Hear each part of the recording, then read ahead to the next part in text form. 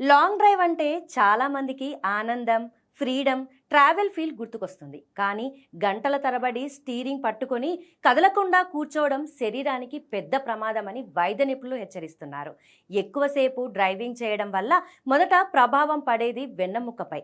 తప్పు భంగిమలో కూర్చుంటే నడుము నొప్పి, మెడ పట్టేయడం, నరాల సమస్యలు వచ్చే ప్రమాదం ఉంటుంది. కదలికలు లేకపోవడం వల్ల బరువు పెరగడం, జీర్ణ సమస్యలు, గ్యాస్, అసిడిటీ వంటి ఇబ్బందులు కూడా పెరుగుతాయి. ట్రాఫిక్ టెన్షన్, హారన్ శబ్దాలు డ్రైవర్లో మానసిక ఒత్తిడిని పెంచి రక్తపోటు, గుండె సమస్యలకు దారితీస్తాయి.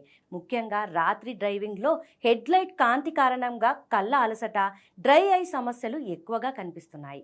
అలాగే ఎక్కువసేపు కాళ్ళు కదలకుండా ఉండడం వల్ల రక్త ప్రసరణ తగ్గి వాపులు, తిమ్మిర్లు తీవ్రంగా అయితే రక్తం గడ్డకట్టే ప్రమాదం కూడా ఉంటుంది.